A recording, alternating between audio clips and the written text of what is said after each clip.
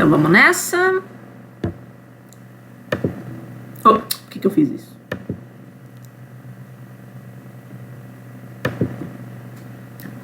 Então, o que vem a ser a migração? Nós definimos a migração como o movimento populacional de um lugar para outro, em caráter temporário ou permanente, com vistas à mudança de vida. Tá? Então, o conceito de migração, ele tem uma componente geográfica, né, que envolve um deslocamento no espaço.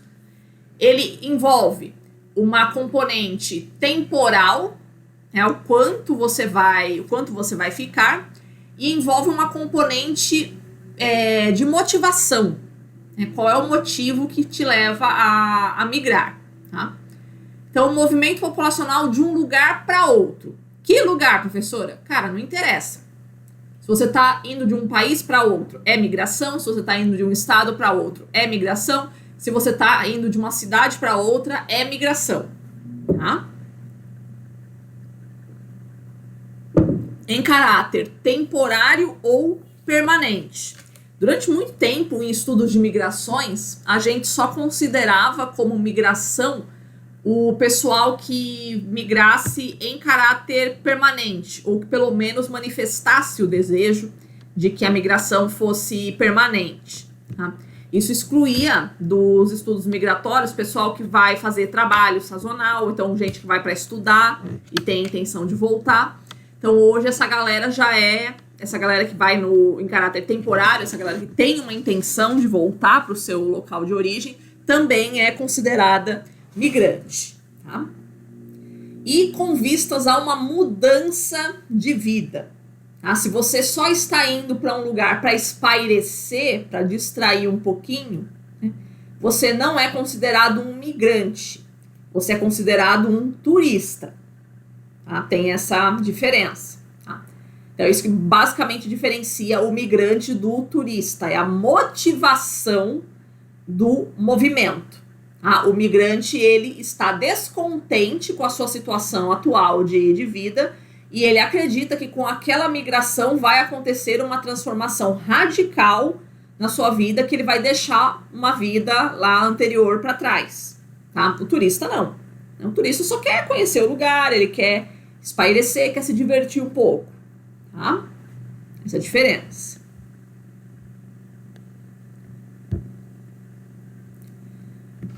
A gente tem uma série de teorias sobre a mobilidade humana, ou seja, a gente tentar entender por que as pessoas migram, né? Por que existem as migrações. Tá? Já adianto aqui que não existe nenhum consenso dentro das ciências migratórias a respeito de quais seriam os motivos, né? Quais são os elementos que envolvem as migrações. Mesmo porque todas elas são perguntas muito complexas, né? Você tentar entender as motivações das pessoas, né? Não é um negócio fácil de se fazer. Tá? Então, as teorias das migrações, elas objetivam entender as forças fundamentais que produzem as migrações. Então, quais são as perguntas que a gente se faz? Por que as pessoas migram? Por que algumas pessoas não estão contentes com a situação em que lhes foi proporcionada? Por que a maioria das pessoas não migra? Excetuando-se situações tipo Síria e Afeganistão e Venezuela, né, esses lugares que realmente não dá mais para ficar, né?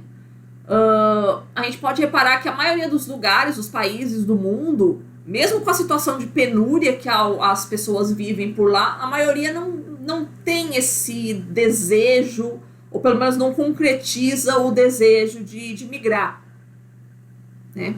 Então aí a gente complica um pouco na hora que a gente vai tentar elaborar uma teoria migratória, de explicar, né? A gente coloca nos fatores do ambiente, né? No desemprego, na seca, na guerra, os fatores que impulsionam a pessoa a migrar, só que a maioria delas não faz isso. A maioria das pessoas está exposta aos mesmos fatores que impulsionam a pessoa a migrar, mas mesmo assim elas não migram.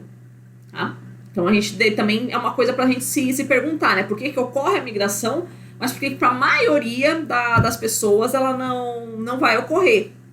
Então, talvez a resposta não esteja somente no ambiente, né? Talvez seja uma coisa interior que a gente teria que investigar. O que determina um lugar ser repulsor e outro atrator? O que faz alguns locais do mundo chamarem as pessoas, né? Despertarem nas pessoas a vontade de morar lá, e outro ser repulsor, de que as pessoas querem sair de lá. O que acontece nas sociedades receptoras? Essa galera que está recebendo população, que tipo de transformação essa galera vai enfrentar? E nas sociedades que está saindo também, né? A população que está saindo de lá. O que está acontecendo é o que vai acontecer quando você tiver um esvaziamento dessa população. O que faz com que alguns retornem?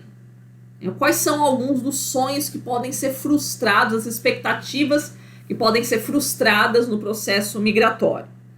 E como se transformam as sociedades e as pessoas afetadas pela migração? Porque você pode não ser um migrante, você pode inclusive não morar num país que seja grandemente afetado pela migração, mas como é um fenômeno global e principalmente num mundo globalizado, inevitavelmente isso vai ser afetado. A gente tem, por exemplo, comportamentos políticos que existem na Europa a respeito dos migrantes, e a gente sabe, né, pessoal de país subdesenvolvido tem essa tendência de querer imitar país rico, né? A gente acha que a gente é país rico, a gente acha que a gente tem os mesmos problemas de país rico. Então a gente quer, eventualmente, imitar a mentalidade política que ocorre em algum país rico a respeito dos migrantes. Então, mesmo que você não seja afetado pela migração, sim, você é afetado, não tem jeito. As teorias da mobilidade, elas vão exibir um enfoque francamente interdisciplinar. Por quê? Porque são várias ciências que vão estar imbricadas aí no estudo das migrações. Então, você tem a geografia, para você entender essas questões dos fatores atratores, repulsores do espaço. Você tem a história, você tem a sociologia, você tem a filosofia, a psicologia, né? Todas as ciências humanas. Todas as ciências humanas, elas vão trabalhar no estudo das migrações. Tanto que existe aí, dentro das humanidades, né, a proposta até da criação de uma nova ciência, que seria a tal da migratologia. Alguns podem considerar isso um exagero, né, da gente ter uma nova ciência, mas isso não é raro se você for observar a história da ciência, né? Um campo de estudo se destaca tanto do outro, né, exige tanto essa interligação de todas as ciências humanas para a gente entender o fenômeno da migração, que acaba assim sendo mais fácil você fundar uma nova ciência do que você forçar eventualmente a interdisciplinaridade entre todas as que já existem. Tá? Mas é uma proposta, enfim.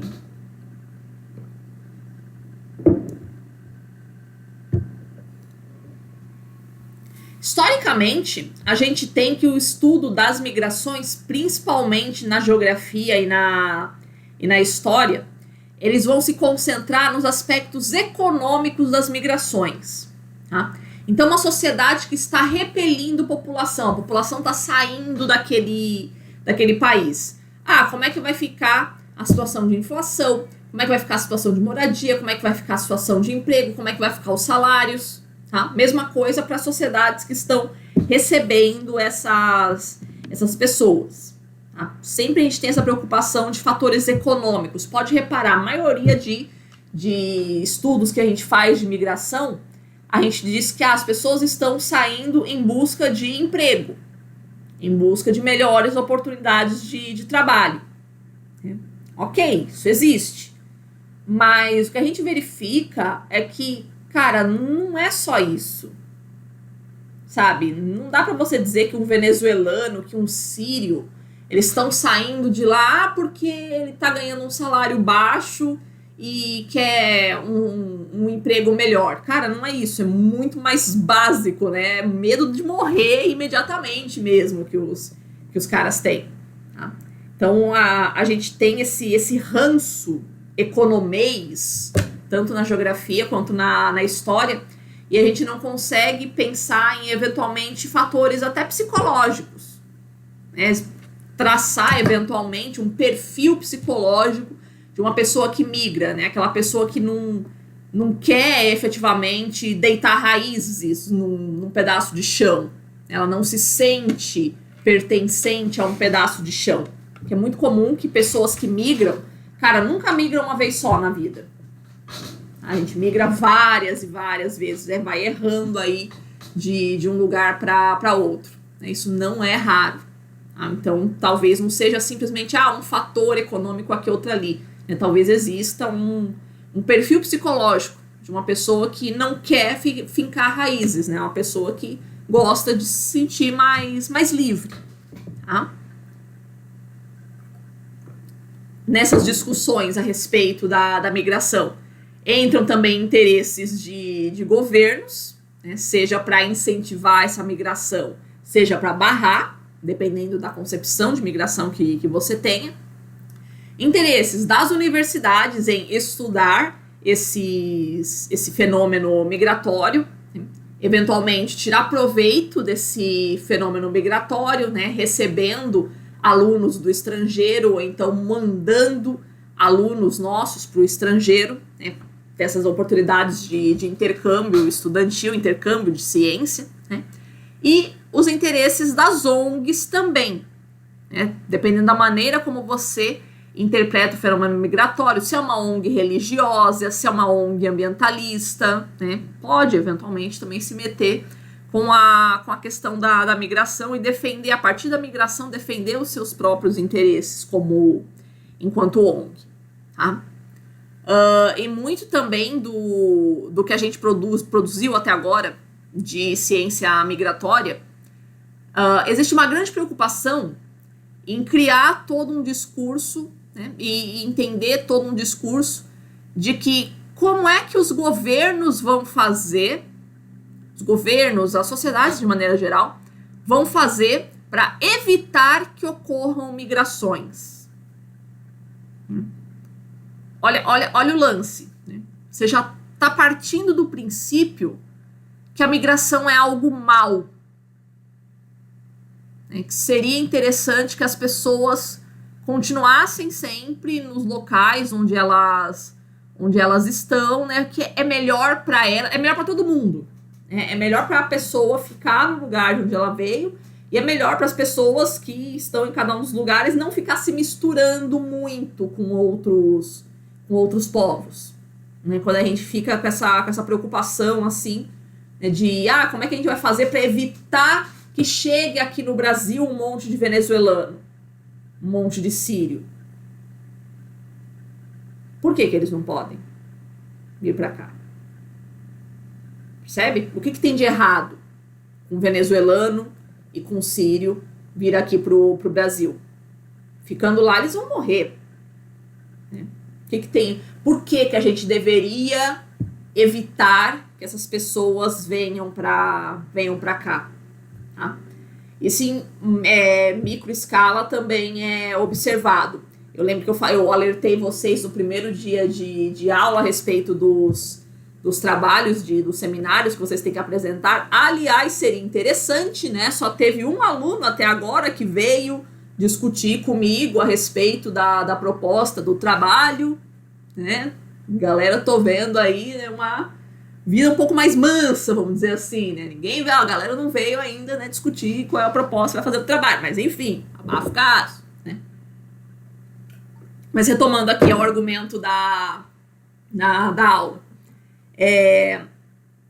Eu sempre, né, eu comecei a dar bronca por causa disso, que sempre quando eu ia fazer esse trabalho sobre os seminários, sempre aparecia 1, 2, às vezes até 3 grupos na mesma sala, falando sobre os perigos envolvidos aí na excessiva migração que está acontecendo para Florianópolis, Ah, porque Florianópolis é uma cidade que está crescendo muito, está recebendo muito migrante. E a tônica é sempre pejorativa. Né?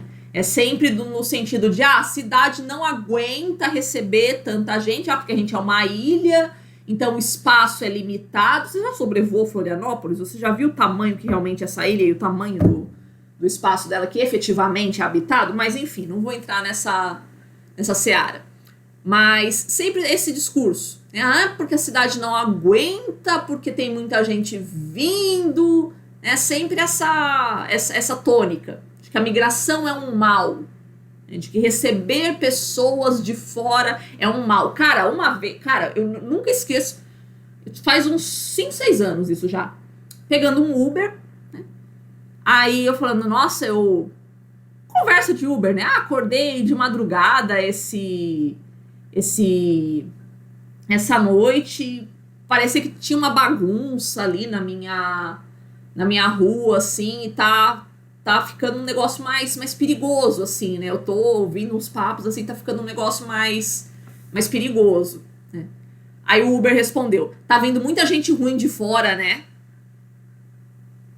Eu parei, assim, eu fiquei pasma, assim, eu nem consegui responder pro cara, assim, né? Ah, se tá tendo bandidagem agora em Florianópolis, é porque é gente de fora, né? Porque em Florianópolis não tem bandido. Onde já se viu um nativo de Florianópolis, um manezinho típico, se tornar um bandido? Né? Só pode ser paulista, carioca, né, pernambucano, esse povo todo que tá vindo aí, né, essa gente ruim de fora, que tá vindo pra Florianópolis e transformando ela numa cidade cheia de bandido. Né? Porque gente daqui não faz um negócio desse. Né? Então existe, né, esse ranço, ele é muito difícil da gente perceber eventualmente, né, nas nossas falas, porque isso é muito sutil, às vezes, né? O próprio vocabulário que eu sempre escuto falar esse negócio aqui, tipo, gente de fora. Porque eu nunca escutei isso. Né? Cara, a cidade que mais recebe migrante no Brasil é São Paulo, né, cara? Todo o estado de São Paulo, de maneira geral, 1/4 da população que mora no estado de São Paulo não nasceu ali. Então é realmente um estado de migrantes. Então eu nunca tinha escutado esse termo de fora. Você é de fora, como se, né, existisse essa dicotomia realmente de quem é daqui e quem não é. Né? Aí tem um primo meu que ele tá dando aula em Erechim. E ele é bem mais escuro do que eu, porque além da gente ter a ascendência de índio, que ele tem por parte de pai, né, o pai dele, que é irmão da minha mãe, por parte de mãe ele é descendente de indianos, então ele ficou bem mais escuro. Eu falei, cara, lá em Erechim, cara, lá ele é considerado negro, assim, né? Então ele fala, já sofri vários racismos aqui, coisa que jamais aconteceria eu estando no interior de São Paulo, que ele seria considerado branco, né? Mas qualquer tonzinho a mais de pele, assim, você já é considerado negro e vítima do mesmo tipo de tratamento. Ele falou, aí eu comecei a entender, né, o que é a vida de um negro no Brasil, porque enquanto a gente não sente isso na pele, isso é difícil da gente perceber. Mas ele também narrou essa sensação pra mim, né? O quanto que existe esse termo, né? Os de fora, né? Que se fala muito por ali, né? Os daqui e os de fora, né? Manifestando essa dicotomia. Aí teve um amigo nosso de lá também, né? Que um dia foi perguntar uma informação pra uma senhora na rua. Fazia tipo uns 6 meses que ele tava na cidade. Podia perguntar uma informação pra uma senhora na rua. Ah, se tal ônibus passa por aqui, é uma coisa assim, realmente sem importância, né? A mulher ficou olhando pra ele assim e perguntou: de que família você é? Cara, tipo, eu tô perguntando uma informação de ônibus. Que raio tem a família que eu sou? Do tipo, ela percebeu que ele não era daqui, vamos dizer assim. Né? Você tá perguntando uma informação sobre ônibus, é porque você não é daqui. Então, tipo, qual a sua origem, né? Qual a tua laia? né? De qual é o povo de quem você vem. Dependendo da sua origem, eu te dou a informação que você quer ou não. Cara, esse é um negócio assim, tipo, eu acho isso muito tosco.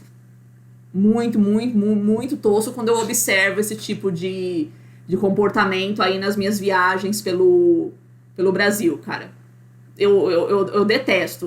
Eu sou uma eterna apaixonada pela imigração. Acho que tem que descer tudo os venezuelanos mesmo, tem que descer tudo os sírios mesmo. Esse país é muito grande, cabe todo mundo sim, e vamos descer todo mundo, cara. Não vem com essa de que tem que evitar porque a cidade está muito grande e não vai aguentar. Aguenta sim. Pode apostar que aguenta.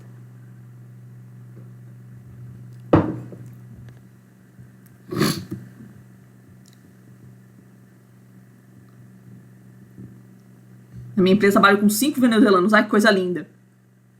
Eu acho muito legal isso da gente conhecer, da gente entrar em contato com outras culturas, cara. Eu sou muito apaixonada por isso, né? Seja de brasileiros ou seja de estrangeiros. Mesmo no caso do Brasil, né? O Brasil é um país muito, muito grande, né, cara? Você aqui em Santa Catarina, você conversar com um cearense.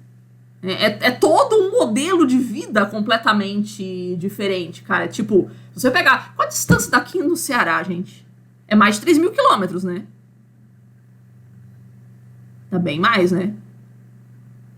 Muito mais de 3.000 quilômetros, né? Então, tipo, você pegar uma distância dessa na Europa, cara. Olha quantos países você atravessaria, né? E no Brasil você continua, assim, dentro do mesmo país aqui. É muita loucura isso. A gente pensar na diversidade cultural que a gente tem, né? Que no mesmo espaço, se você transportar esse espaço para outros locais do mundo, você teria uma diversidade cultural muito, muito maior, né? Tem bastante.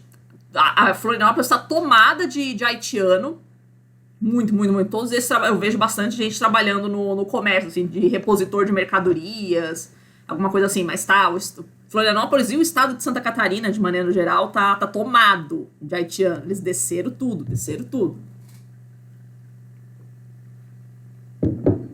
Né? Enfim, né? Tá aprendendo francês também é coisa boa, né? Tinha um haitiano, quando eu tava ainda nas aulas presenciais lá na filosofia, a gente ia num boteco toda quinta-feira, que era na filosofia, a gente dificilmente tem aula na sexta, né? A gente tem só 4 aulas por semana. Então o nosso happy hour era na quinta-feira. Né? E a gente ia no boteco. Aí tinha um haitiano trabalhando lá no boteco. Né? Cara, olha os horários desse homem. Né? Ele trabalhava no Angelone das 7 da manhã às 4 da tarde. Largava lá no Angelone e vinha pro boteco. Ele entrava às 6 da tarde e ia até às 2 da manhã no boteco. Pensa. Das 7 às 4 no Angelone e das 6 às 2 da manhã no boteco. Para depois ir para casa, para depois pegar às 7 no Angelone de novo no dia seguinte. E aí isso de domingo a sexta. Era essa a rotina dele. Aí você pensa, pelo menos no sábado ele tinha folga, né? Não. Ele usava o sábado para dar aula de francês. Aí a gente se pergunta, né? A gente olha os imigrantes assim e fala, nossa, eles estão vindo para cá, eles estão roubando os nossos empregos. Você trocaria de lugar com uma rotina dessa? Quem em sã consciência vai topar, né, ter uma rotina de trabalho dessa? Você não faz, cara. Você não faz. Então, o imigrante, ele entra aí. Né? Ele entra nesses vácuos de emprego que o nativo não está interessado em pegar. Teve uma aluna minha que ela fez o TCC sobre os haitianos. Eu participei da banca dela. E é unânime. Ela fazendo as entrevistas com os haitianos, é unânime. Eles sempre falam que o Brasil é o paraíso. O Brasil é o paraíso por quê? Porque aqui só fica desempregado quem quer. Aqui tem trabalho para todo mundo. Eu falo, meu Deus do céu, em que mundo que esse povo vive? Se tu acha que o Brasil é o paraíso, meu Deus do céu, eu fico perguntando como é que é o Haiti, né, gente? Mas essa é a ideia, tipo, emprego tem. Não digo emprego, trabalho. Tem diferença, né? Entre trabalho e emprego. Exatamente. Ele tinha deixado, esse haitiano, ele tinha deixado a esposa e o filho lá no Haiti. Então, ele, virava louca, assim, pra poder juntar dinheiro pra poder trazer eles pra cá, pro Brasil também, né? Então, o imigrante, ele entra nesses vácuos de trabalho, cara. E esses vácuos de trabalho, cara, não interessa qual lugar do mundo. Se você for pra Síria, você vai conseguir encontrar algum tipo de vácuo de trabalho. Então, sempre vai ter. Sempre vai ter. Nunca vai faltar emprego pra haitiano, pra venezuelano, pra sírio, aqui no Brasil. Só falta emprego pra brasileiro. Mas por que falta emprego pro brasileiro? Porque o brasileiro, ele se dá o luxo ainda, né? A gente nunca passou por uma penúria como esses caras passam, né? A gente se dá o luxo ainda de escolher o emprego. Esses caras não escolhem emprego. Os caras pegam o que aparece. Aí eles dizem que o Brasil é o paraíso, que aqui só fica desempregado quem quer. Eu acho muito, muito interessante esse discurso diferenciado, assim, em função da perspectiva, né? Em função do contexto que você vive, né?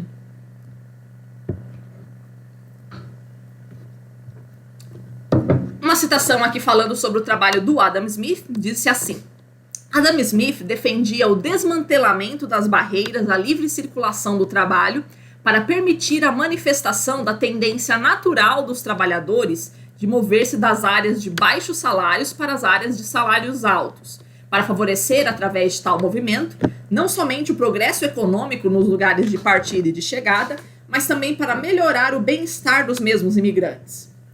Então, Adam Smith defendia a abolição das fronteiras, né? Não no sentido de fronteiras nacionais, é claro, mas no sentido de fronteiras econômicas. A ideia de que todo mundo tem que poder migrar livremente, à vontade, por todos os lugares do país e do mundo, né? Para quê? Né? Para que isso fosse um movimento regulador dos salários. Então, aonde as pessoas estão ganhando mais, as pessoas vão migrando para lá, para ganhar mais, e isso obrigaria, né, para um lugar que paga menos, por exemplo, obrigaria, para não perder população, a pagar um salário um pouquinho mais alto. Isso tenderia a equilibrar.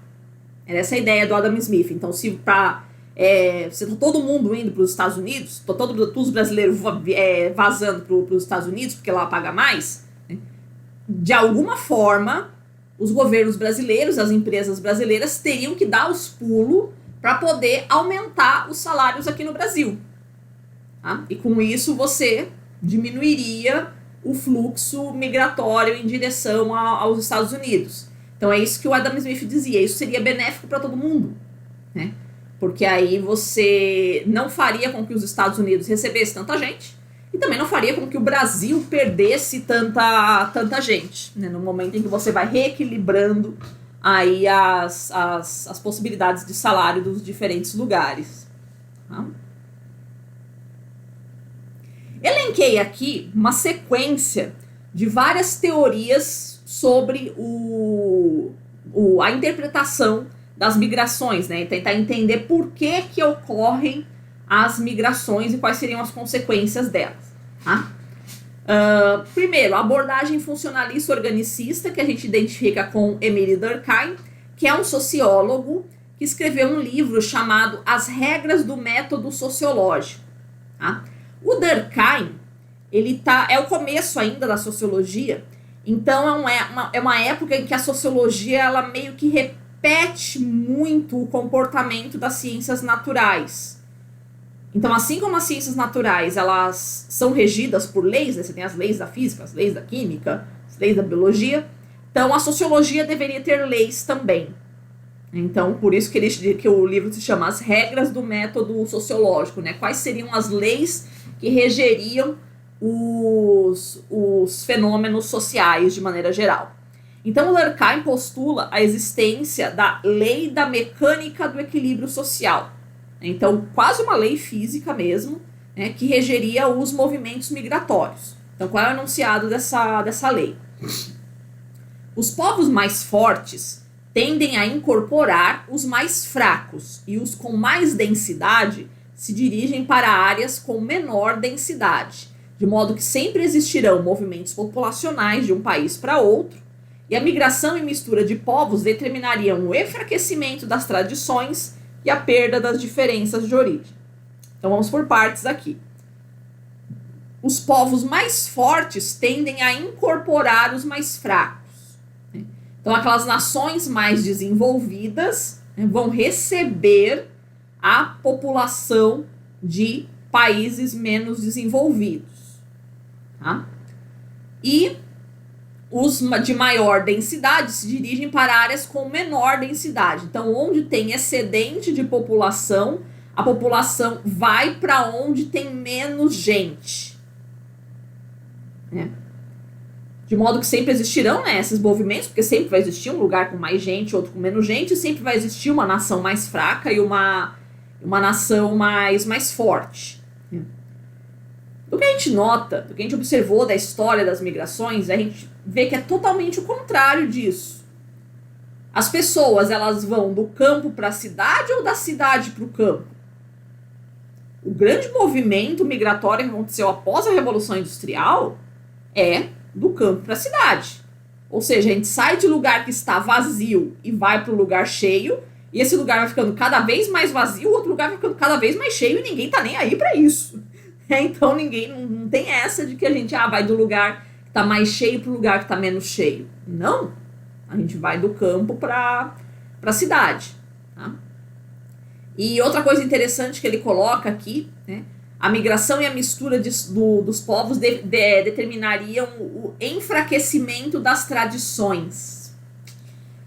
Também não é uma coisa que a gente verifica.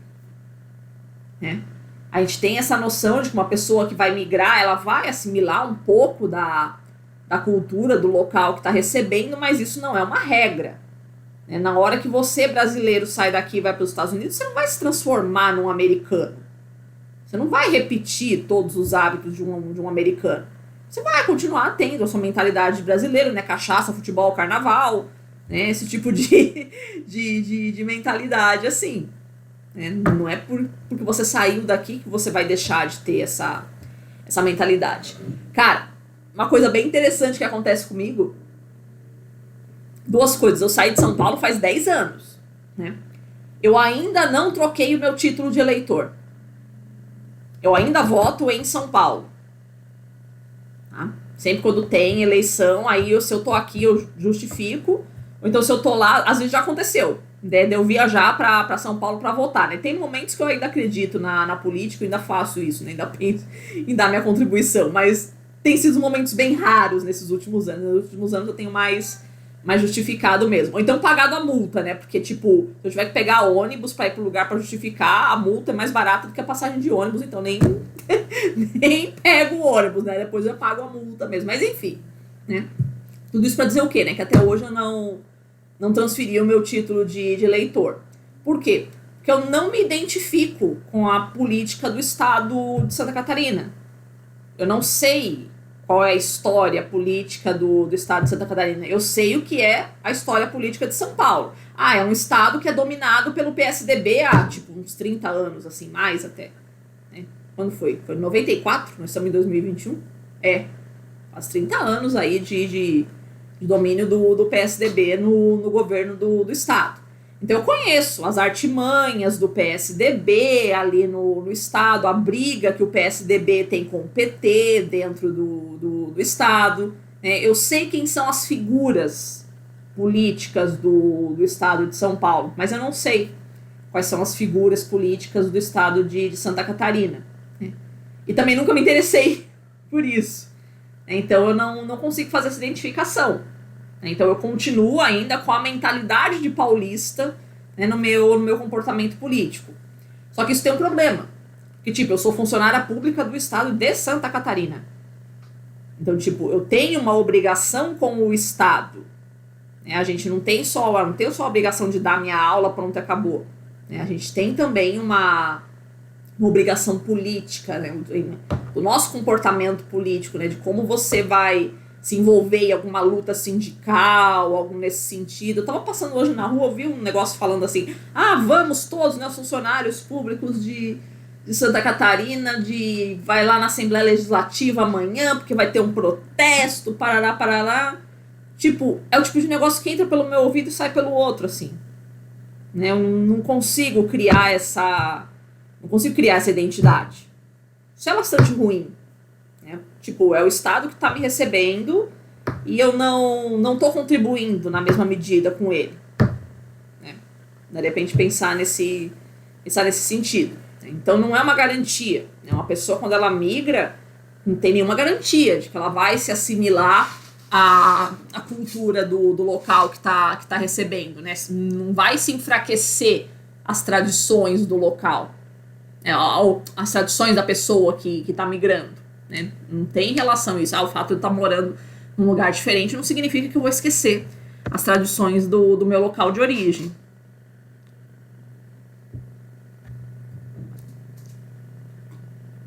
A abordagem econômica neoclássica, que aparece muito, né, é o mais comum da gente observar em livros didáticos de escola sobre o estudo das migrações, né? Concebe o imigrante como força de trabalho e traça um perfil, né, de quem são a maioria dos migrantes. Né? São homens jovens e solteiros, né, que saem, né, ou seja, não tem nenhum compromisso, vamos dizer assim, com o local de origem, então eles se sentem mais livres para viajar aí pelo mundo. Tá?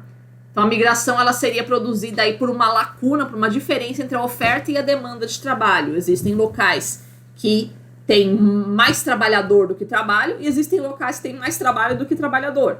Então a migração serviria para amenizar essa diferença. Tá? Dentro dessa abordagem, a migração ela é pensada como uma decisão racional. Então o cara, né, esse homem jovem, solteiro, ele faz contas a respeito dos custos e benefícios que ele vai ter com a migração. Mas não, porque aqui eu tô ganhando tanto, lá eu vou ganhar tanto. Né? Aqui eu trabalho X horas por dia, lá eu vou trabalhar Y horas por dia. Né? É uma outra coisa também que a gente tem que parar para pensar, né? Porque, tipo, tudo isso é uma expectativa, né? Você não tem... Quando você vai migrar, você sabe realmente, a não ser que você realmente tenha, né, já um emprego marcado ali no lugar que você está te recebendo. Mas isso é muito raro, né? A maioria das vezes a gente dá um tiro no escuro. A gente vai migrar e vamos ver qual é. A gente não faz esse tipo de conta racional. Se vale mais a pena, né, ficar ou sair, isso na ponta do lápis mesmo. Dificilmente a gente faz isso, tá?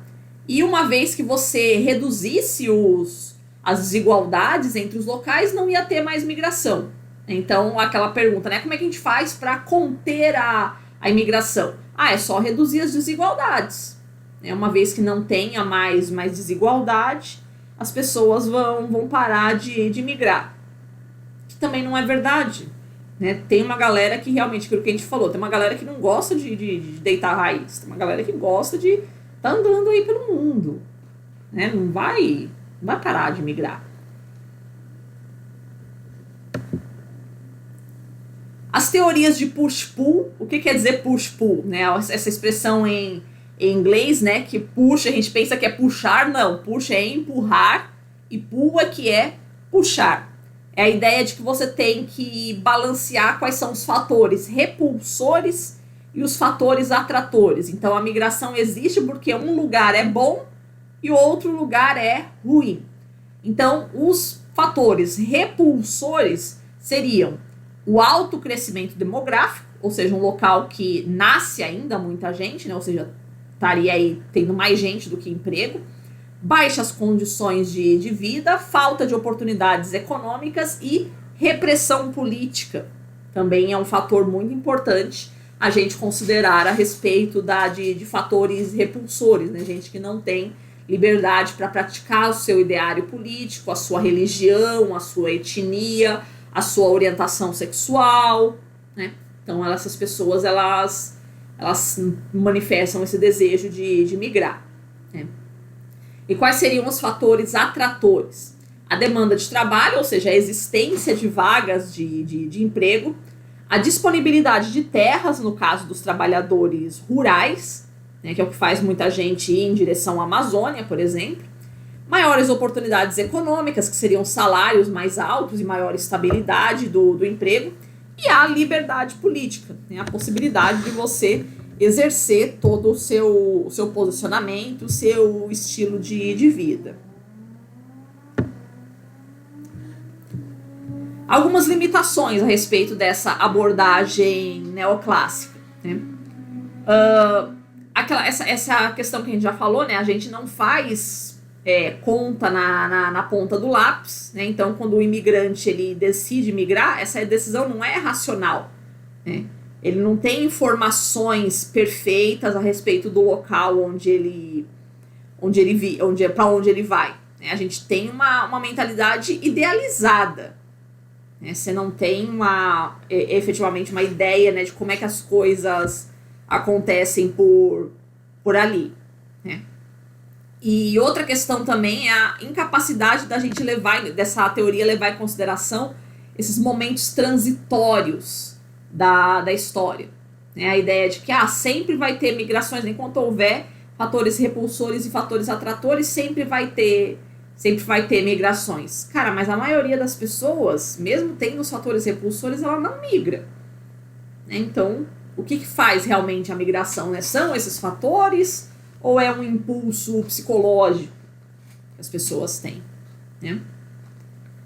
Terceira abordagem, que é chamada abordagem da Escola de Chicago,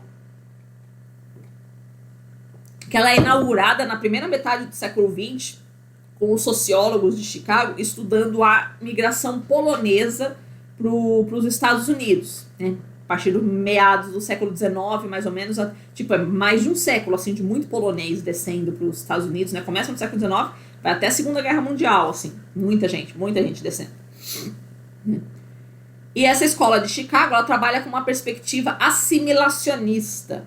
O que quer dizer isso? A ideia de que o imigrante deve ser assimilado à cultura que o recebe.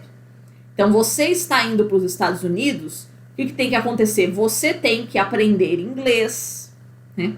Você tem que comer hambúrguer, você tem que trabalhar sem os direitos trabalhistas, né? Que são a praxe lá nos Estados Unidos, né? Você tem que adquirir a cultura do norte-americano, tá? E o norte-americano tem que fornecer meios de te assimilar à cultura. Tá? Então, é um país que fala inglês, então seria o ideal que, né, que não existe essa obrigatoriedade, claro, né? Não é obrigatório na Constituição você falar inglês nos Estados Unidos.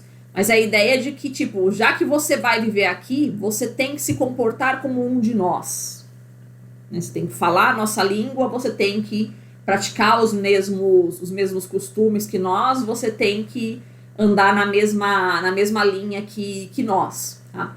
Uma coisa bem interessante na mentalidade do norte-americano, que é bem diferente do que acontece com a mentalidade do brasileiro, é uma diferença entre legalidade e justiça.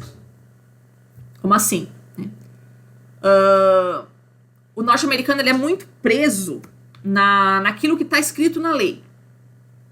Está escrito na lei, então você não pode fazer aquilo, né?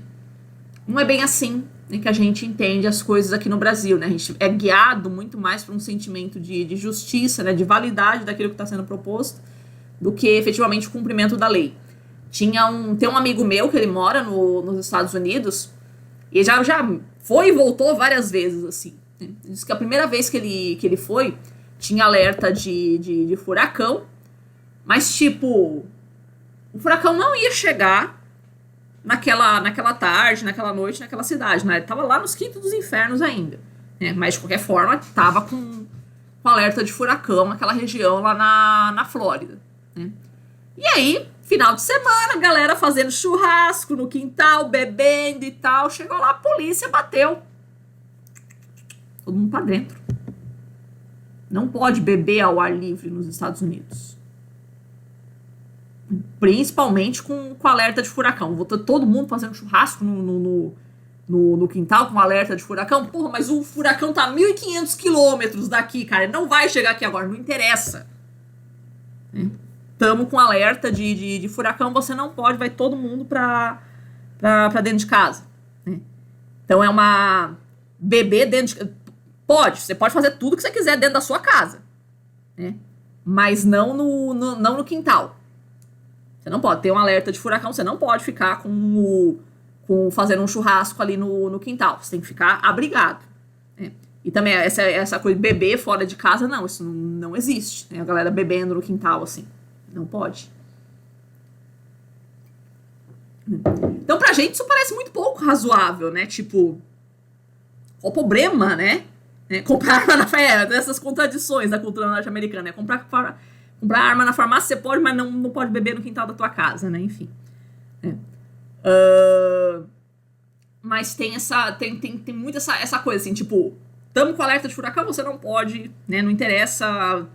Mas não é razoável, tipo, o furacão não vai chegar essa noite aqui, né?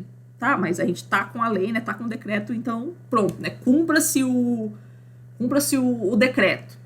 Tem essa mentalidade. Então, tipo, você que veio para os Estados Unidos, você vai ter que se comportar assim. Você não pode... mas nós somos brasileiros, né? Nós entendemos de outra forma a coisa. Não. Você vai cumprir as leis que estão aqui. Você vai cumprir os costumes que são feitos aqui. Então, essa é a ideia da abordagem da escola de Chicago. A ideia de que os imigrantes, eles têm que se tornar um de nós. Eles têm que se comportar como o pessoal do país que recebe eles. Quarta abordagem, chamada abordagem da nova economia. É a ideia de que você rompe com aquela noção da economia neoclássica de que os imigrantes são homens jovens e solteiros. Né?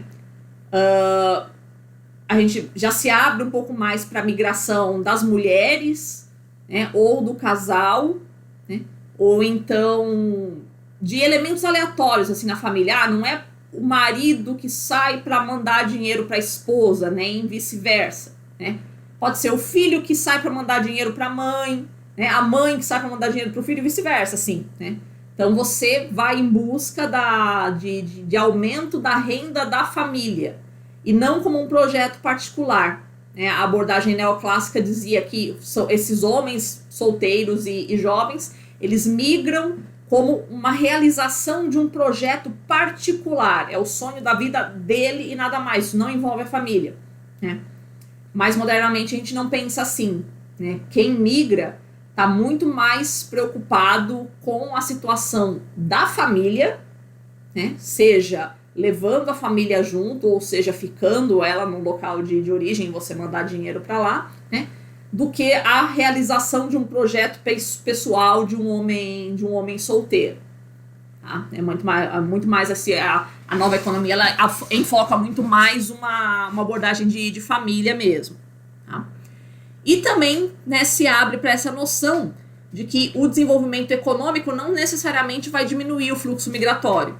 Como é que a gente faz para evitar que os brasileiros vão para os Estados Unidos? Na cabeça dos norte-americanos tem que construir um muro. É fácil, né? Constrói um muro ali, pronto, ninguém vem. Né? Se você é um pouquinho mais esclarecido, você vai pensar assim, né?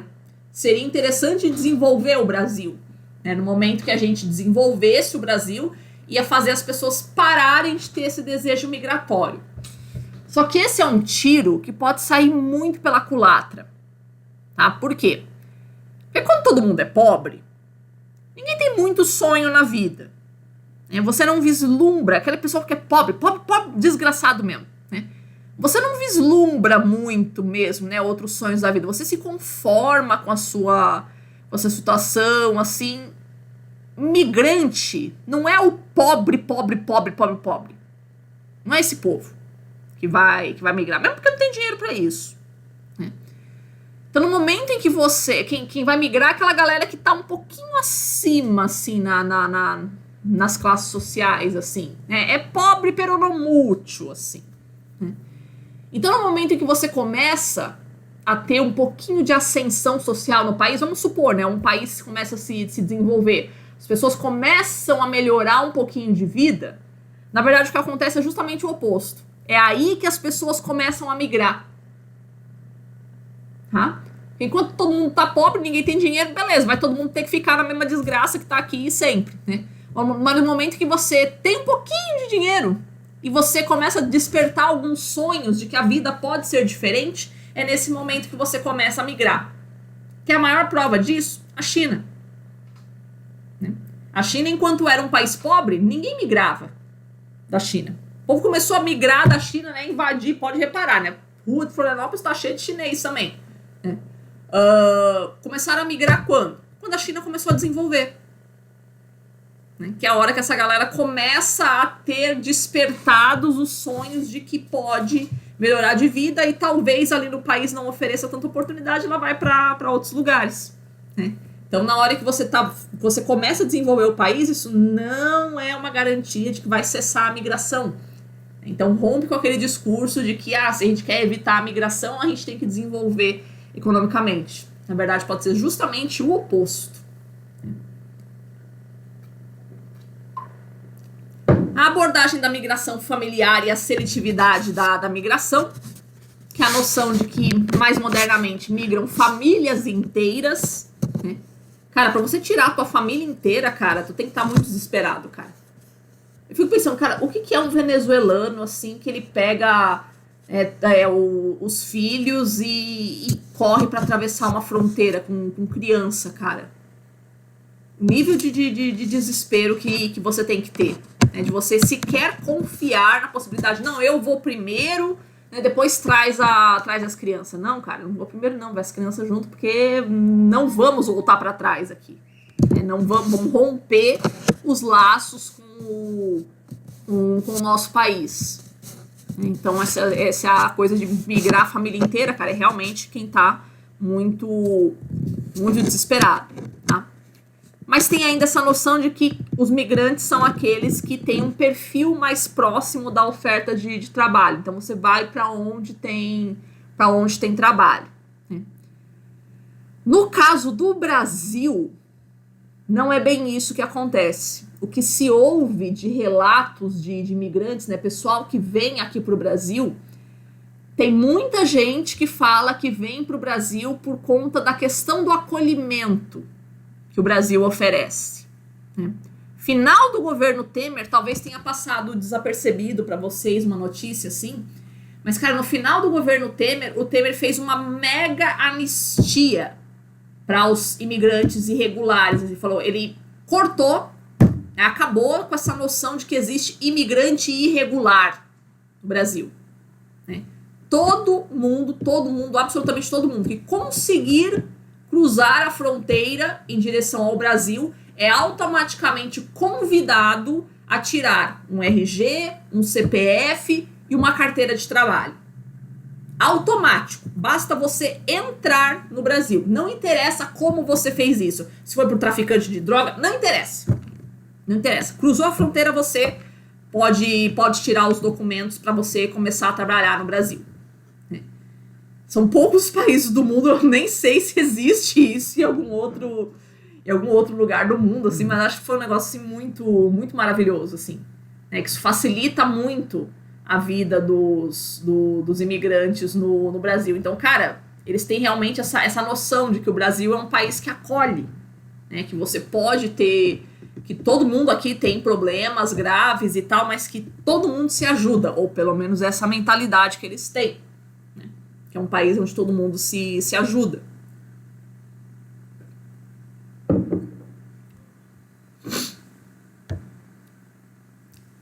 Abordagem do mercado segmentado. Vocês verem que é um monte de abordagem aqui, né? Enfim. É a questão da demanda estrutural por determinados empregos nos países desenvolvidos. Tá? Aquilo que a gente falou, né, em relação ao Brasil, né? O haitiano, ele chega aqui e fala, aqui só fica desempregado quem quer. É a mesma coisa que o brasileiro fala dos norte-americanos, né? Aqui só fica desempregado quem quer, né? Porque existe todo um ramo de trabalhos, né, que são feitos por populações específicas nos países que recebem, né? Tem uma youtuber que eu sigo, chama Verlene Moura. É uma menina do Maranhão, que ela mora nos Estados Unidos, ela é faxineira. Aqui no Brasil ela era técnica de enfermagem, ela foi lá ser faxineira. Cara, faxineira nos Estados Unidos, né? Convertendo o dólar para real, né, mesmo com o câmbio de hoje, cara, a mulher ganha 50% a mais do que eu. Tenho doutorado, sou funcionária pública. Uma faxineira nos Estados Unidos ganha muito mais do que eu. Então, o que acontece isso? Existem esses nichos de mercado, né? Faxineira ganha muito bem nos Estados Unidos, tá? Por quê? Tem muito a ver com a mentalidade escravista. Olha que louco isso no Brasil. Tem muito a ver com a mentalidade escravista que o brasileiro ainda tem, né? De que o serviço doméstico ele era feito pelas escravas, né? Então a gente ainda tem essa noção de que o serviço doméstico tem que ser feito por escravas, né? Que elas têm que ganhar pouco, porque afinal de contas é um serviço de quinta categoria, né? Então não tem muito que pagar muito para elas não, e elas têm que fazer tudo, né? Existe uma grande diferença entre o que é ser empregada doméstica, faxineira no Brasil, e o que é fazer isso nos Estados Unidos, né? A empregada doméstica no Brasil, cara, ela faz tudo na casa. Ela limpa a casa, ela cuida do cachorro, ela lava a louça, ela olha as crianças, ela ajuda as crianças a fazer a lição de casa, faz comida, né? Ela faz tudo. Ela gerencia toda a casa e ganha uma miséria, obviamente, pra isso, porque é serviço de escravo, então você tem que ganhar uma miséria. Cara, a faxineira nos Estados Unidos não é assim que a banda toca, não, né? Eu fui contratada para fazer faxina, então você estabelece ali com a patroa o que você vai fazer. Eu vou limpar a cozinha, que eu vou limpar o quarto e tal, né? Aí você chega nas casas, né? A pia tá cheia de louça. Não vou lavar. Lavar a louça é serviço da família, não é serviço da empregada. Arrumar a cama. Arrumar a cama, quem tem que fazer são os filhos, não é a empregada, né? Então tem muito esse modus operandi, assim, né, do que é ser faxineira nos Estados Unidos. Aqui a gente realmente acha que a pessoa tem que fazer tudo, né, que ela tem que lidar com todos os problemas que surgirem na casa. Ali não, eu vou fazer faxina. E faxina é diferente de arrumação, né? Então não tem que lavar a louça, não tem que arrumar as camas, eu não tenho que dar banho no cachorro. Não, eu vou fazer a faxina da casa. E, muito caro. Muito, muito caro, porque as casas são muito grandes, né? E o norte-americano, ele não liga, assim, vamos dizer assim, para ter uma casa muito, muito impecável. Aqui no Brasil, cara, brasileiro, se deixar, a gente limpa a casa todo dia. Todo dia. E, tipo, não é limpar a casa, tipo, vou passar um porinho. Não, é esfregar tudo. Esfregar tudo mesmo, assim, mesmo, né? O norte-americano não faz isso, né? Eles não têm essa noção de que tudo tem que estar impecavelmente limpo, tá? Por quê? Por que aqui no Brasil a gente tem essa noção de que tudo tem que estar impecavelmente limpo?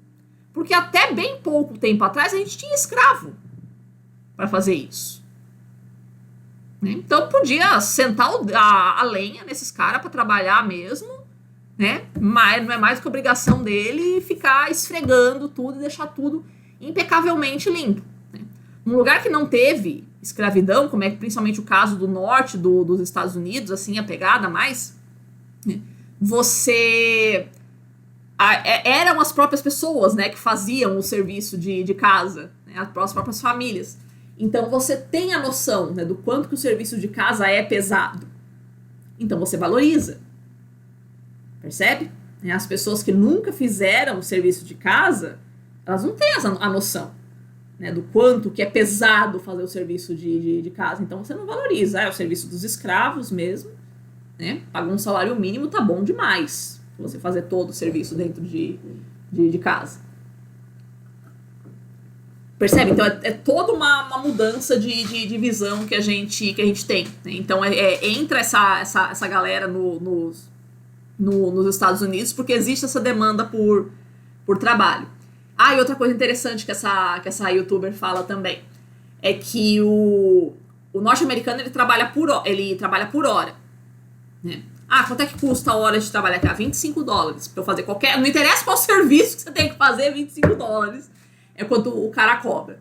As faxineiras brasileiras, pode reparar, a gente não cobra por hora. A gente cobra por dia de serviço. Ah, o meu dia de serviço é R$150. Não interessa quanto tempo você vai levar para limpar essa casa. Essa casa inteira aqui por R$150. Beleza? Beleza. Você fez tudo em 2 horas, maravilha. Se ele vai levar 8 horas, problema seu. Né? Então a gente cobra por empreitada. Então as brasileiras, quando elas vão para os Estados Unidos, elas continuam cobrando por empreitada. Então isso os norte-americanos, cara, adoram. Né? Porque em vez de pagar por hora, e é muito comum, né, que os caras para fazer hora, eles ficam enrolando, né? Então o serviço que leva 2 horas para fazer, o cara leva 8, e assim cobra muito mais, né? O brasileiro não faz isso. Né? O brasileiro, vou limpar essa casa toda aqui por $200.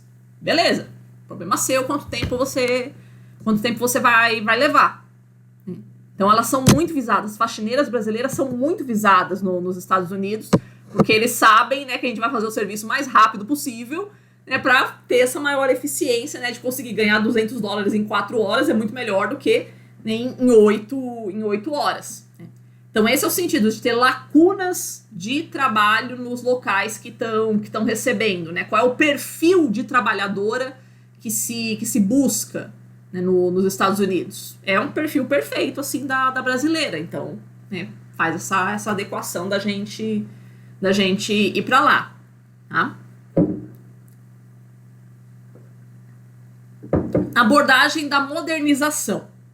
A abordagem da modernização, ela vai enfocar principalmente a migração chamada de êxodo rural, né, que é a saída da população do campo em direção à cidade, conforme as populações vão se industrializando, né? Conforme os diferentes locais do país vão se industrializando, tá? Isso que é chamado de modernização, né? Você sair daquele modo de vida chamado de antigo, que é o modo de vida rural, e ir em direção a esse modo de vida moderno, que é o da cidade e modo de vida industrializado, tá? Essa abordagem, ela vai enfocar bastante também os aspectos psicológicos dessa migração que a gente faz do campo para a cidade. Né? Porque a gente também faz uma mudança de mentalidade bem grande, né? Quando a gente, né, tem esse choque aí do campo para a cidade. Contei para vocês da minha tia, né, o dia que ela foi comprar melancia. Acho que eu não contei essa história pra vocês, né? Minha tia do interior indo comprar melancia. Tá bom. Meu pai teve um derrame em 2001. E aí veio essa minha tia do interior, né? Pra ficar com a gente em casa pra ajudar a cuidar do meu pai. Ele ficou com o lado esquerdo paralisado. Né? Aí tá. Vou lá no sacolão comprar melancia. Tá bom. Só que, tipo, isso foi a coisa mais humilhante do mundo pra minha tia, porque ela planta melancia lá no sítio. Então, tipo, ela nunca tinha comprado uma melancia. Ela sempre pegou ali no sítio. Né? Aí tá bom. Aí comprou, foi lá, ia comprar melancia, chegou lá pro moço do sacolão. Moça, essa melancia tá doce? Não sei. Não pode abrir, não? Não. Não tem como experimentar, não? Não. E como é que eu vou levar uma melancia pra cá se eu não sei se ela tá boa? Tipo, não tem muito o que fazer, não. Vai ter que comprar ali no escuro. Ela ficou olhando desconfiada. Vou levar. Mas, ó, eu moro bem ali, viu? Se não tiver doce essa melancia aqui, eu venho aqui reclamar. Tipo, a gente não faz isso, né? O pessoal que mora na cidade, você compra a fruta e beleza, assim. Mas, cara, a minha tia simplesmente não compra fruta, nenhum tipo de fruta. Minha tia compra porque tem tudo, né? Tem manga, tem laranja, tem limão, maracujá, tudo. tudo as frutas, banana, mamão, tudo as frutas tem lá no sítio, né? Então ela fica receosa, né, de ter que comprar uma fruta assim no escuro, sem saber se está doce, sem saber se está com qualidade a fruta, né? Então mais ou menos esse tipo de coisa, assim, esses pequenos perrengues que a gente tem no dia a dia, né, que são uma ruptura da nossa mentalidade, né, da maneira como a gente vive na cidade e no campo. Então, por isso essa abordagem, né, se preocupar muito mais com o psicológico das pessoas. Abordagem histórico-cultural ou abordagem marxista, que é a mais utilizada nos estudos universitários, que considera que esse tipo de migração que a gente tem hoje é um fenômeno específico do sistema capitalista. Então, como dizia, né, o Durkheim ou outros teóricos, assim, a humanidade sempre migrou e sempre vai ter migração.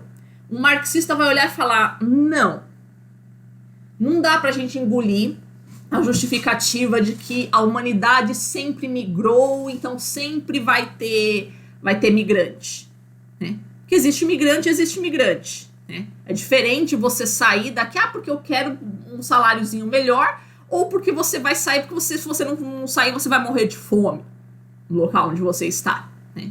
Então esse nível de desigualdade e o nível de imigrantes que a gente tem no mundo, cara, não dá pra gente simplesmente explicar, isso daí é absolutamente natural, tá? Estima-se que o mundo tenha hoje cerca de 250 milhões de pessoas, né, vivendo no país onde não nasceu, né, vivendo fora do país onde ele nasceu, né. Cara, 250 milhões de habitantes é mais do que um Brasil inteiro. É mais do que um Brasil inteiro fora do seu país. Então, tipo, não dá pra gente naturalizar isso. É um fenômeno que envolve tanta gente assim, a gente não é justo a gente considerar isso como natural. Então, para os marxistas, o movimento se dá basicamente entre as ex-metrópoles e as ex-colônias, que é o que a gente observa muito na migração africana. Tá? O que os africanos fazem? Né? Eles vão em direção aos países que os colonizaram. Então, o pessoal da Argélia vai para a França, né? O pessoal da... Como é que chama esse país aqui, meu Deus do céu? Da Etiópia vai mais em direção à Itália, né? Congo para a Bélgica, né? Via de regra, né, a galera vai em direção aos locais que os colonizaram. Isso é muito marcante para o continente africano. Na América Latina, a gente foi colonizado por Portugal e Espanha, mas a gente tende a migrar mais para os Estados Unidos, né, já que eles é que são o nosso colonizador hoje. Tá? Então, dentro da abordagem marxista, a gente vai dizer que existem 3 grandes pilares da migração. A mercantilização do processo de produção e de consumo, ou seja, tudo se torna uma mercadoria, então é difícil você adquirir as coisas, né? Que nem esse negócio da minha tia, né? Se ela tá na cidade, ela não pode simplesmente pegar uma melancia no quintal, ela tem que comprar uma melancia, né? Então aquilo que antes não era uma mercadoria para ela passa a ser, né? Então você precisa de dinheiro para comprar uma melancia, né? Na hora que você precisa de dinheiro, você precisa de um trabalho, né? Então você precisa se sujeitar a uma ordem de trabalho, né? Então todo um processo, né, de antes uma vida que era mais natural, vamos dizer assim, né, passa a ter essa intermediação do sistema capitalista, né? A privatização da terra, do conhecimento e dos meios de produção em geral. Então a terra tem dono, a ciência tem dono e as empresas, né, os meios de produção, tudo eles têm dono. Isso dificulta bastante a gente produzir, a gente exercer alguma criatividade, né, de montar a nossa empresa, montar o nosso estilo de vida, culminando aí no processo de mercantilização do trabalhador, né? Então a gente acha que as coisas, né, os objetos materiais apenas são mercadoria. Não, você é uma mercadoria, né? O que você faz? Você vende a sua força de trabalho em troca de um salário, ou seja, a sua força de trabalho é uma mercadoria, né? E se você é uma mercadoria, você pode ser substituído. Queria uma peça numa engrenagem, né, que não serve mais, você pode substituir, né? Só que assim como você pode ser substituído, né, você também pode, né, sair daquele lugar e ir para outro, né? Já que você não é um ser insubstituível no lugar onde você está, né? E tem mais o ponto também de que a própria globalização econômica, ela favorece o movimento migratório, né? Não é tão difícil assim pegar um avião e ir embora. Você consegue pagar, isso não há grandes problemas, né? Locais que extinguem um pouco as fronteiras, assim, né? Vai deixando as coisas mais fluidas, ou esses acordos econômicos, tipo União Europeia, Mercosul, assim, que deixam as fronteiras mais fluidas. Isso facilita pra caramba pra você poder migrar, né?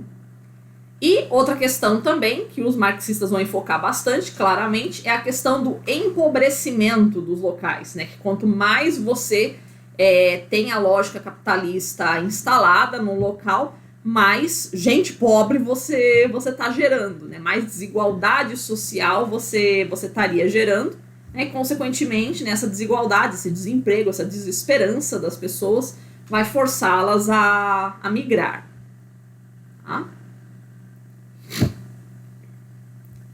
Abordagem de perspectiva, que ela vai fazer uma alternância, né, dos diferentes enfoques da migração, né?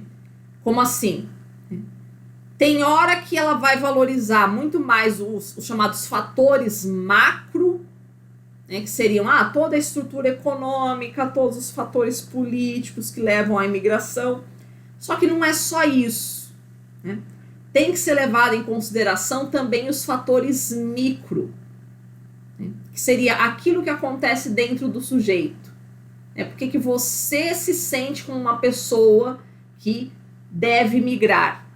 Com aquilo que a gente já tinha comentado, né? Tem muita gente, né, que é o migrante crônico, assim, né? Ele sente aquele desejo interior de estar sempre mudando, né? Então você tem que estudar também, né, não só os fatores econômicos, os fatores políticos, mas você tem que estudar também os fatores psicológicos, né? Então essa abordagem de perspectiva, ela fica sempre transitando entre essas duas áreas, né? Uma hora você enfoca o fator econômico, outra hora você enfoca o fator psicológico. Vamos dizer aqui, deveria sublinhar ambos aspectos, a estrutura e o elemento humano. Deveria olhar para questões do contexto macrosocial, para estratégias de nível micro e processos de decisão, e, ao mesmo tempo, estruturas de relações a nível mesoestrutural, dentro dos quais os indivíduos agem. Trata-se de articular ambos, indivíduos e processos. Então, quando a gente vai tentar estudar por que as pessoas migram, né, por que as pessoas não migram, né, não é só fator econômico que vai governar isso, né? Tem também uma questão psicológica importante que a gente carece muito de entender. Isso a gente tem muito pouco estudo ainda nesse ramo. E por fim, a dita abordagem da processualidade. Cara, a abordagem da processualidade, deixa eu dizer que eu coloquei 10 abordagens aqui pra vocês. Cara, a abordagem da processualidade é aquela que fala assim, que vira a mesa logo. Tipo, do que a gente viu até agora, o que vocês perceberam? Que nenhuma teoria migratória, ela efetivamente dá conta de explicar todo o fenômeno migratório, tá? Não por incompetência dos teóricos, né? Mas talvez por conta simplesmente da complexidade do estudo, né? A gente tentar encontrar o que faz as pessoas migrarem.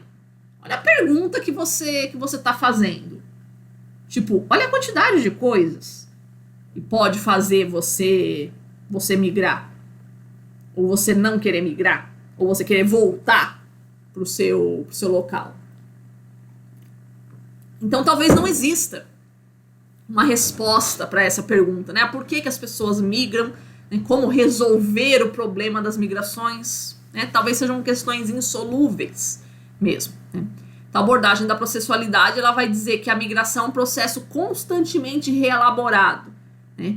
Que depende muito do momento histórico, depende muito dos sujeitos que estão envolvidos, depende muito das disparidades entre os locais que estão envolvidos, né? E nunca você vai conseguir encontrar um padrão em todo esse movimento, né? Cada quadro é absolutamente único. Agora tem chinês vindo, agora tem sírio, agora tem venezuelano, agora tem haitiano, né?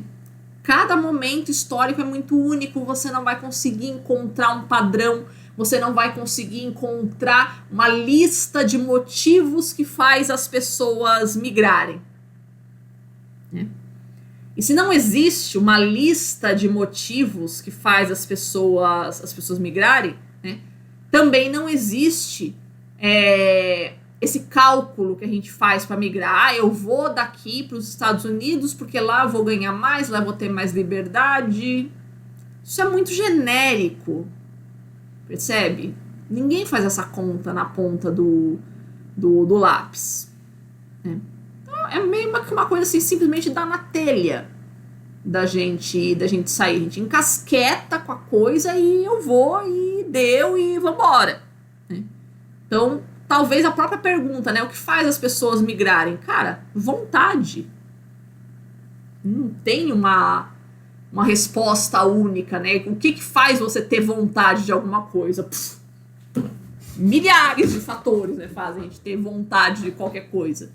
Então não dá pra gente colocar uma resposta única, um fator primordial que defina as migrações, cara. É um fenômeno complexo demais, né? Então, tipo, para de ficar tentando, né, encontrar um fator único aí, porque talvez ele não exista, né? Ou pelo menos um fator principal, né? Talvez não exista. Certo? Então tudo isso para mostrar milhares de abordagens para dizer que nenhuma tem competência suficiente para dar conta do processo migratório, tá? Aqui tem um gráfico mostrando a evolução da quantidade de imigrantes que a gente tem pelo mundo. Então a gente tinha, em 1990, 153 milhões de pessoas vivendo fora do seu país de nascimento, em 1990. Percebam que esse número ele é sempre crescente, né? Em porcentagem em relação à população mundial, pode variar um pouquinho, mas em números absolutos ele é sempre crescente, tá? Então a gente tem atualmente 2015, né? Para hoje vai ser bem mais aí. Vamos colocar aí, arredondando, 250 milhões de pessoas fora do seu país de origem. Então é muito mais do que um Brasil, né? O Brasil está com 210, né? Bem mais do que um Brasil, tá? É um Brasil e uma Argentina, pronto, é isso mesmo, né? Um Brasil e uma Argentina fora do seu local de origem.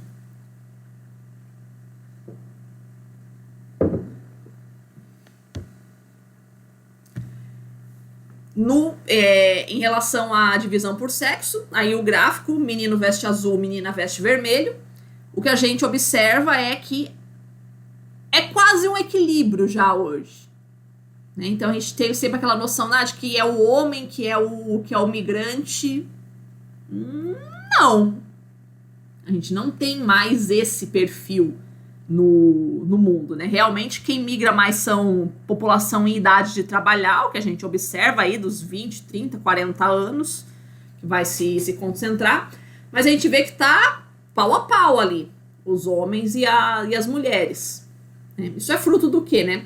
A noção de reunificação familiar, né? Então aquele homem que primeiro migrou, né, traz a mulher depois, mas tem também a própria emancipação feminina, né? A noção de que a mulher ela não necessita mais de um homem para migrar, ela mesma consegue ir sozinha, né, realizando seus projetos pessoais, né? Então toda a emancipação feminina que a gente viu ao longo do século XX vai fazer o quê? Com que ocorra esse processo que nós chamamos de feminização da imigração. Existe esse termo, né? Existe essa área esse fenômeno de estudo, a feminização da migração. A gente sai de um padrão de migração que era predominantemente masculino e ele passa a ser praticamente igualitário, a quantidade de homens e mulheres que a gente tem migrando, tá?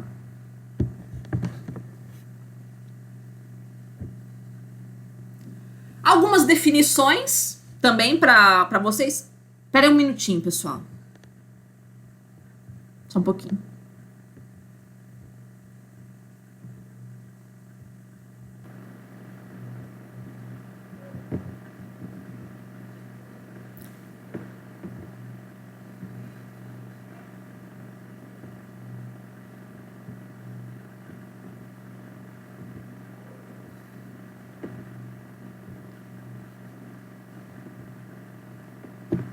Pronto, voltei. Onde é que eu tava? Aqui. Os conceitos, né, algumas definições de migração. A diferença entre emigração e imigração.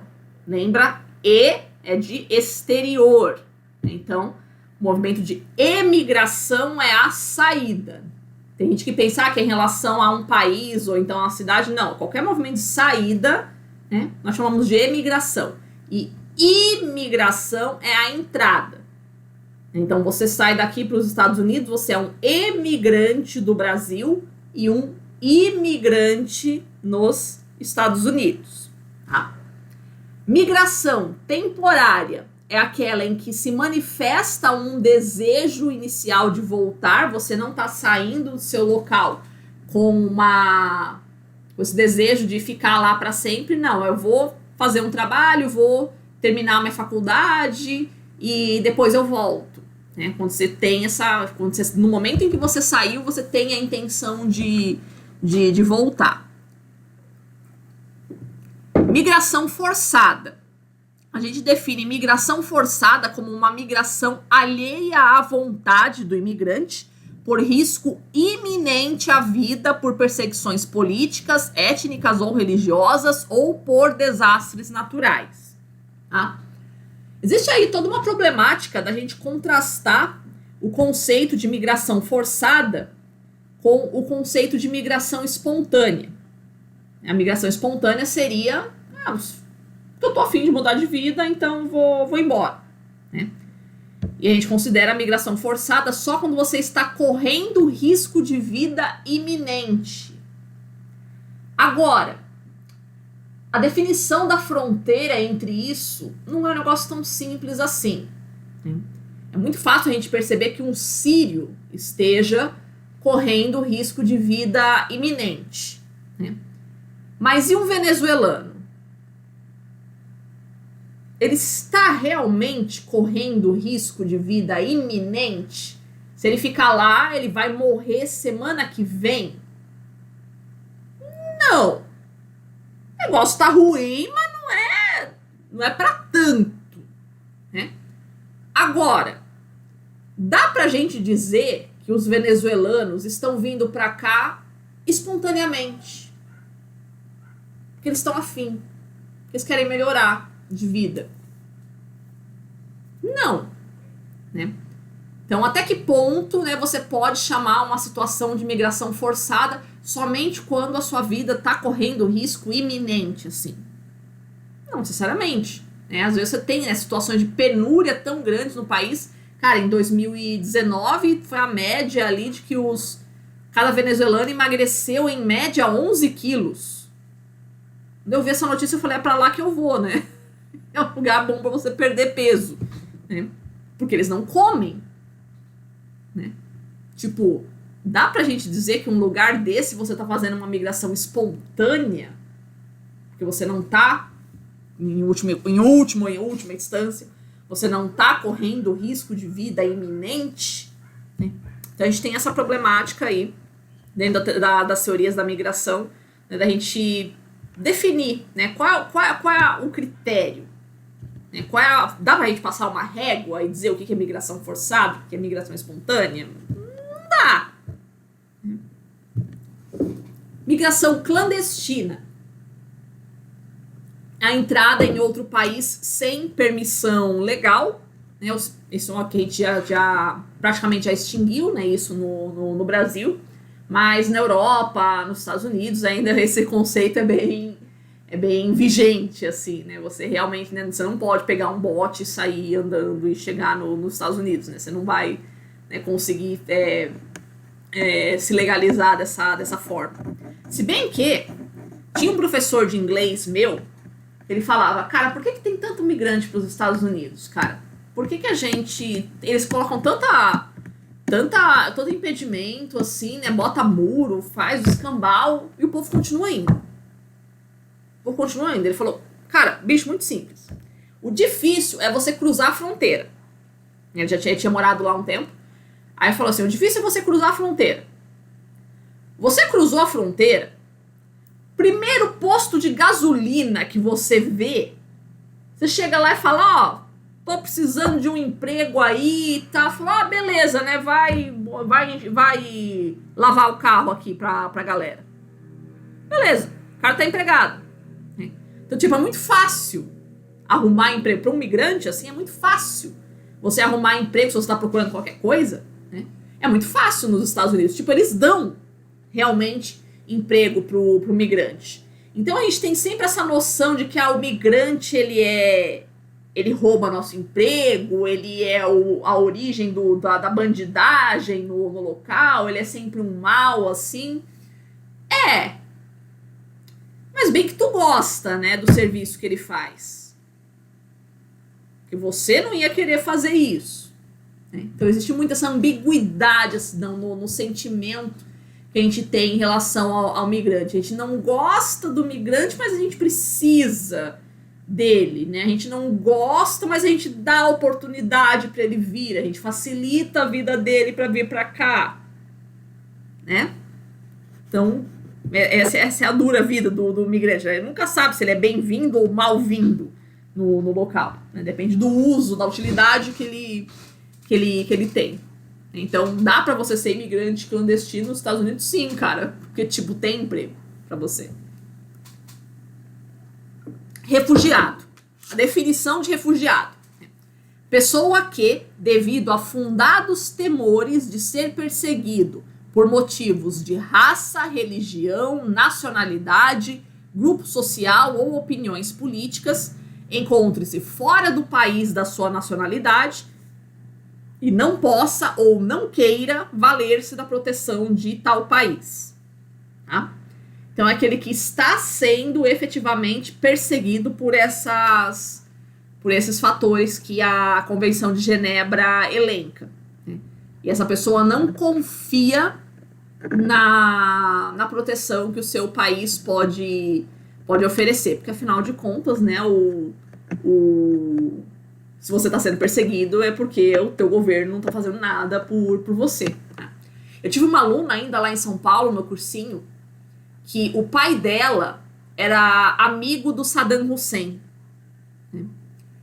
E ela era filha, era um iraquiano, era o pai dela, e a mãe dela era indiana. Os dois se encontraram aqui no Brasil. Então o pai dela era amigo do Saddam, e aí na hora que começou, né, a estourar uma bomba ali toda de perseguição, né, do próprio governo do Saddam Hussein em relação ao povo xiita no Iraque, é uma das situações mais bizarras assim no país, que tipo, xiitas são maioria no Iraque, eles é que eram perseguidos, né? Normalmente a gente pensa que perseguida é a minoria, não, ali no caso era perseguida a maioria, mas enfim, né? Mas o Saddam, né, na posição de sunita, e esse cara que era um xiita. Mas mesmo assim eles eram amigos. E aí o Saddam falou, cara, o bicho tá pegando aqui, vai morrer tudo, os xiitas aqui, vai embora. Né, o próprio Saddam já aconselhou o cara a sair. E aí a mãe dela era uma indiana católica, que sofria perseguições ali dos muçulmanos, dos hindus, dos budistas, todo mundo. Aí na Índia briga todo mundo com todo mundo, né? Aí ela fugiu aqui pro Brasil, né? Que é uma nação majoritariamente católica. Né? E aí, cara, muito legal, né? Você ver essas histórias, assim, completamente díspares, assim, no mundo se encontrando, assim. Né? Então isso é que é um refugiado. É uma pessoa que ela sofre as perseguições em função, né, de alguma circunstância pessoal dela, e ela não acredita na proteção que o seu governo pode lhe prestar. Tá? Xenofobia.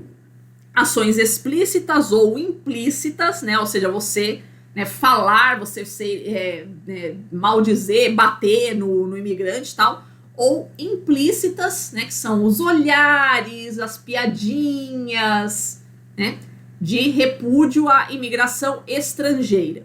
E aqui, pessoal, pelo amor de Deus, tá uma moda agora no Brasil, né, de dizer que preconceito contra nordestino é xenofobia. Mano, me coça os dentes quando eu escuto esse papo, cara. Nordestino é brasileiro. Então, como que você diz que preconceito contra nordestino é xenofobia? Xenofobia é o ódio ao estrangeiro. Tá? Então, preconceito contra nordestino é preconceito contra nordestino. Não é xenofobia, né? Xeno implica que necessariamente o cara é estrangeiro. O nordestino não é um estrangeiro. Ele é um brasileiro, tá? Então, olha que louco, né, cara? Quando você chama o preconceito contra o nordestino de xenofobia, você tá sendo mais preconceituoso ainda, cara, porque você tá considerando que, tipo, ele é um ser à parte, né? Ele não faz parte do Brasil, né? Brasil é de São Paulo pra baixo. Então, né, quem é nordestino, não é dos nossos, né? Então, você pensa, eles também são gente, né? Esse tipo de mentalidade, eles também são gente, né? Eles também são brasileiros. Né? Então, você tá sendo preconceituoso e não tá percebendo também, né? Mesmo quando você acha que você tá defendendo os caras. Né? Então, pelo amor de Deus, não usem esse termo xenofobia para se referir a essa aversão a nordestinos. Tá? Não é preconceito contra estrangeiros, isso porque nordestinos não são, né, estrangeiros. Refugiados ambientais. É uma nova categoria para o conceito de refugiado, né? Porque se vocês forem observar aqui o conceito de refugiado, ele só fala de questões humanas, vamos dizer assim, né? Raça, religião, nacionalidade, grupo social, opiniões políticas. Né? E aí você fala, tá, e os caras do Haiti que foram vítimas de um terremoto e depois de um furacão? Dá pra dizer que a migração deles é espontânea? Não. Né? Mas dá pra dizer que eles são refugiados? Também não, porque eles não estão sendo perseguidos por raça, religião, nacionalidade e tal. Né? Mas, tipo, o país vira um caos, né? Não tem como você continuar por ali, né? Em virtude de uma tragédia natural. Tá? Então, aí foi criada essa categoria, né, esse novo conceito, né, dos refugiados ambientais, essas vítimas de tragédias naturais. Então, quando o seu local é vítima de um furacão, de um terremoto, qualquer tipo de intempérie geológica, ou intempérie geológica é ótimo, né, cara? Fenômeno geológico ou alguma intempérie meteorológica, tá? É considerado, você pode reivindicar, né, o estatuto de refugiado também. Né, para facilitar a documentação ali para você migrar. Anistia, volta e meia, os governos fazem isso, né? A gente chama de anistia o perdão da sua situação de irregularidade. A ideia é de que, tipo, não interessa, né? Periodicamente a gente faz isso, não interessa a maneira como você tenha entrado no país, você está sendo convidado a tirar os seus documentos aqui no país e assim também ser assistido pelas políticas públicas do país. No Brasil, né, mesmo antes da gente ter atualizado o nosso estatuto de refugiado e tal, o próprio artigo 5º da nossa Constituição, né, que a gente fala, né, o artigo mais bonito da nossa Constituição, ele já equipara os direitos de brasileiros e estrangeiros. Tá? Então não interessa, você que é um estrangeiro morando no país, você tem direito a saúde, você tem direito a matricular os seus filhos na escola pública, né? Você a usar uma delegacia, a usar um hospital, né? Todos os serviços públicos do país, não interessa se você é brasileiro ou se você é estrangeiro, né? Você tem que recebê-los em pé de igualdade. Tá? Deslocados internos. Por vezes acontece, principalmente em países muito grandes, né, que você tenha alguma desordem pública em algum local, em alguma região do país, e a galera começa a migrar para outra região. Então você tem uma guerra civil instalada, às vezes, numa porção do país. Isso acontece muito na Rússia, por exemplo. Né? Alguma porção do país está em alguma convulsão, a galera começa a sair de lá, mas tipo, não sai do país, né? Vai para outros pontos do país. É uma migração, porque afinal de contas você está saindo do seu local onde você tem a sua vida, o seu trabalho, o seu estudo, né? Mas ainda assim você está dentro da sua nação, você continua falando a mesma língua, a maioria das vezes, vamos dizer assim, né? Mas continua sendo um transtorno. Então, isso que a gente viu aqui, né, dos números da migração, isso daqui, pessoal, é migrante externo. Mas a estimativa é que a gente tenha, cara, talvez um outro tanto desse de deslocados internos no mundo. Por Rússia, China, Índia. Mano, muita gente, né, que se força a migrar, mas continua dentro do país. Então não está sendo contabilizado aqui os deslocados internos, mas também é muita gente. Tá?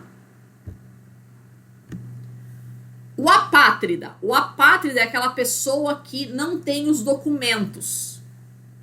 Pode, eventualmente, né? Você teve que sair, a sua casa foi bombardeada e você, né, saiu ali correndo com a roupa do corpo. E que nem aqueles caras que fizeram aquele avião do Afeganistão, né? Que veio trazendo a galera ali. Cara, teve muita gente que saiu ali com a roupa do corpo, né? Sem documentação nenhuma. E aí, como é que você prova que você é você? Numa situação dessa. Como é que você prova onde você nasceu, com a sua idade, né? Se você não tem documento, né? Então, se você não tem documentação, tecnicamente, você não é cidadão de lugar nenhum. Olha que coisa horrível. Se você não é cidadão de lugar nenhum, você não tem a sua proteção da sua integridade física garantida pelo Estado onde você está. Cara, acho que a situação assim, mais horrível que uma pessoa pode passar, assim, em termos de migrações, né? Temos aí bastante gente também, né? Da casa de várias dezenas de milhões. Acho que a última vez que eu tinha... É dezenas de milhões, não sei dizer quanto, mas é dezenas de milhões, né, de pessoas apátridas que a gente tem no mundo, principalmente na Ásia Central. Né? Gente que foge ali da antiga União Soviética. Essas nações ali compõem a antiga União Soviética, onde você mais tem essa galera que foge com a roupa do corpo e vai para países vizinhos. Tá? Por fim, o conceito de asilo, que é a proteção garantida por um Estado ao estrangeiro. Então, aquela galera que pede o status de refugiado, né? Você conseguindo esse status de refugiado, tecnicamente você deveria, né, ter a sua proteção garantida. Então, um sírio tá vindo aqui pro Brasil, né, ele tá sendo perseguido ali na Síria, a gente diz, né, que você pede asilo político.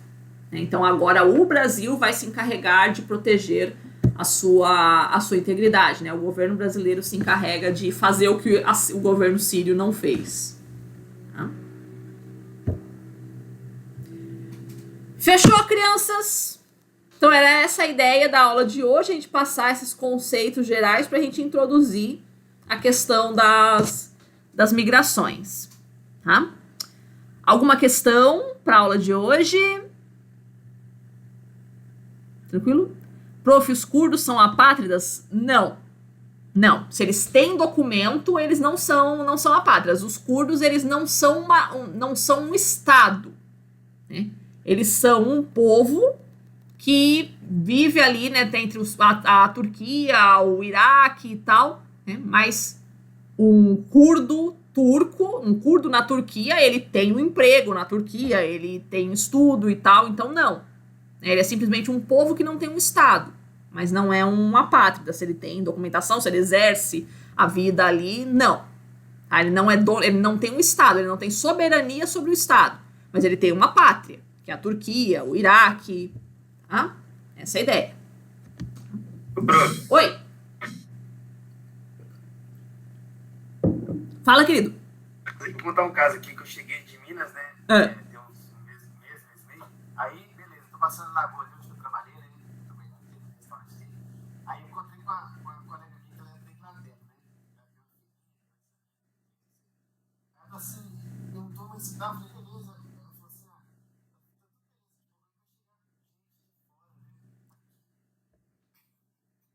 Como se ela não fosse.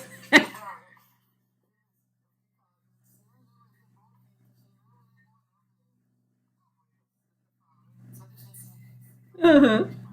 É como diz a minha irmã, é cada uma que não é três. Tem, tem.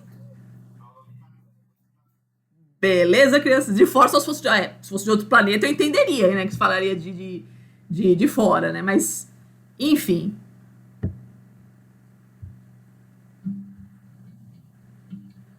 Então ficamos por aqui hoje, crianças. Tá? Obrigada pela presença de vocês. Bom fim de semana. Se cuidem. Posso falar com você? Pode, claro, com certeza. Tá? E até a próxima.